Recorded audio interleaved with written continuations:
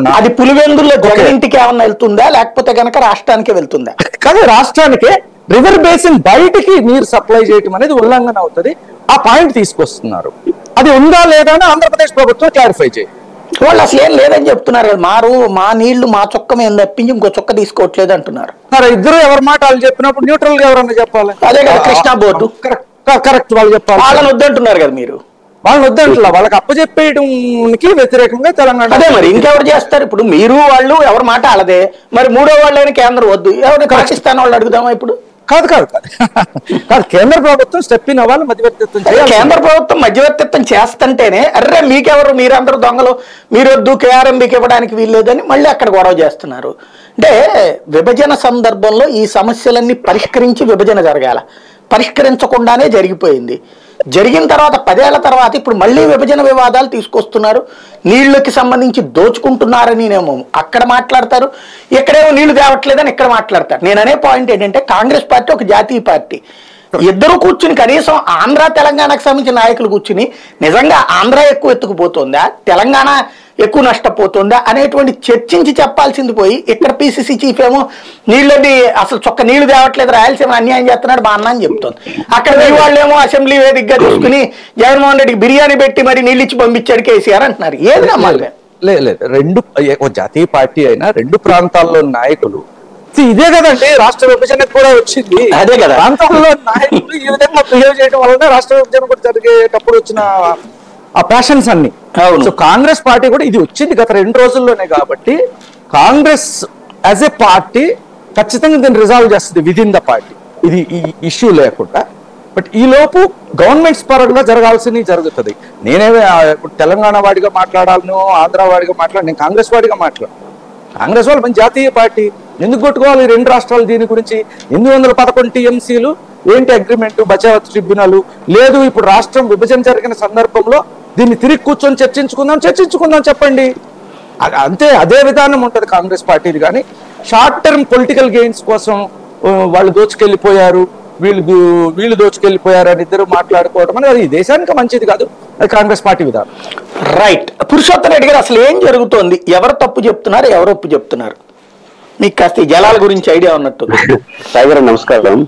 Basic గా మనం ground లోకి వెళ్తే ఉమ్మడి ఆంధ్రప్రదేశ్ లో ప్రాజెక్టుల డిజైన్ లో కానీ నీటి కేటాయింపుల్లో కానీ కృష్ణా నది పైన వస్తున్నటువంటి వాటర్ లో దక్షిణ తెలంగాణకు రాయలసీమకు చాలా అన్యాయం జరిగింది. చారిత్రకంగా నష్టం జరిగింది, తప్పు చేశారు పాలకులు. దక్షిణ తెలంగాణ అయితే దక్షిణ తెలంగాణ ఫస్ట్ దక్షిణ తెలంగాణలో కృష్ణా నది వస్తుంది కర్ణాటక తర్వాత రాయలసీమలో 72 కిలోమీటర్ ప్రవహించిన తర్వాత కృష్ణా డెల్టా నుంచి సముద్రంలోకి వెళ్ళిపోతుంది.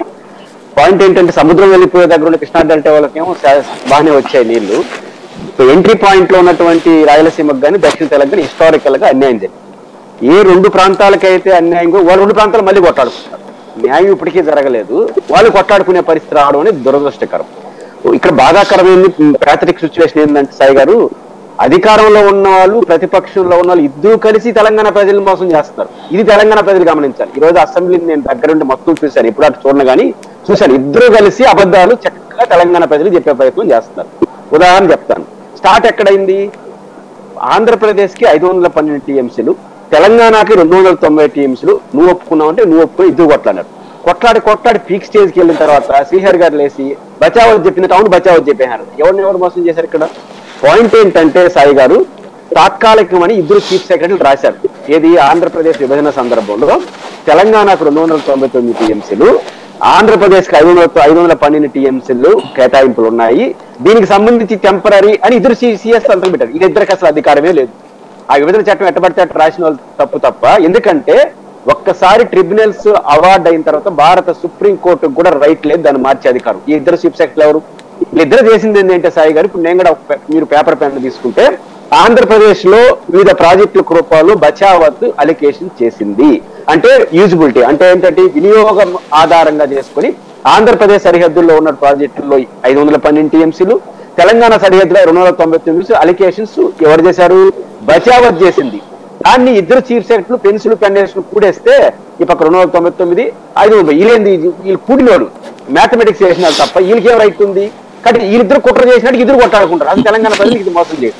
ఇది ఫస్ట్ పాయింట్.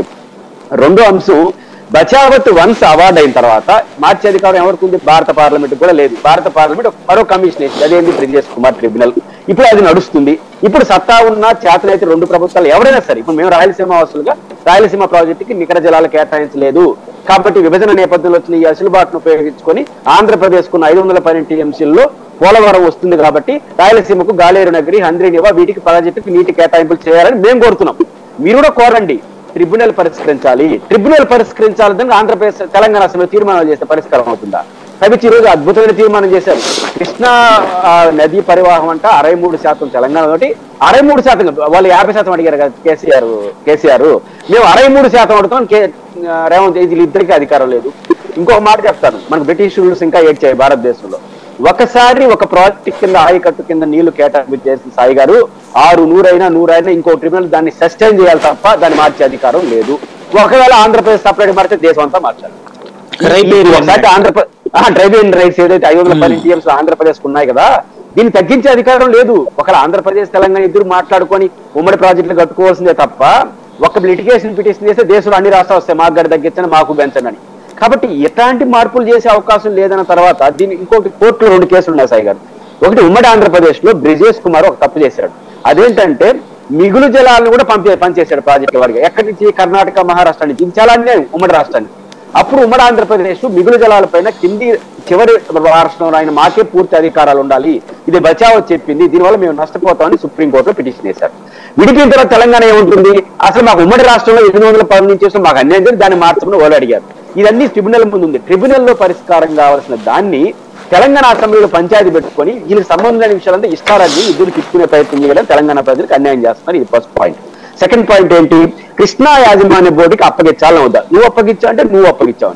అసలు తమాషా ఏంటంటే ఇద్దరి మధ్య గొడవ వస్తే ఆటోమేటిక్ గా కేఆర్ఎండి ఇన్వాల్వ్ అవుతుంది. మనకు విభజన చట్టంలో స్పష్టంగా అపెక్స్ కౌన్సిల్ ని అపెక్స్ కమిటీని పిలిచాడు. కేంద్ర మంత్రులు ఉంటారు, రాష్ట్ర ముఖ్యమంత్రులు ఉంటారు. ఇద్దరి మధ్య తగాదా వస్తే కేంద్రం ఖచ్చితంగా జోక్యం చేసుకోవాలని బైఫర్కేషన్ యాక్ట్ లో ఉంది. ఇద్దరికి తగాదా వస్తే కదా ఒక రాష్ట్ర ముఖ్యమంత్రి అప్పీల్ చేస్తే జోక్యం చేసుకుంటారు. అది బైఫర్కేషన్ యాక్ట్ యొక్క రైట్. మీరు అభ్యంతరం చెప్పడానికి లేదు. పదే తెలంగాణ ప్రభుత్వం ముఖ్యంగా విద్యుత్ ఉత్పత్తిలో దక్షిణ తెలంగాణకు సైతం నష్టం చేస్తూ ఈ మధ్య పదే వాడుతున్నాం. దక్షిణ తెలంగాణకు సైతం నష్టం చేస్తూ ఈ రోజు తెలంగాణలో విద్యుత్ ఉత్పత్తి చేశాడు కేసీఆర్ గారు.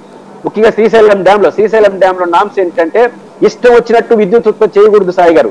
182 టీఎంసీలు మాత్రమే విద్యుత్ ఉత్పత్తికి వాడాలి. అది కూడా సముద్రంలో కలిసేటప్పుడే విద్యుత్ ఉత్పత్తి చేయాలి. 854 అడుగులు ఉన్నట్టు చేయాలి. కుడి కాలువ ద్వారా చేయాలి.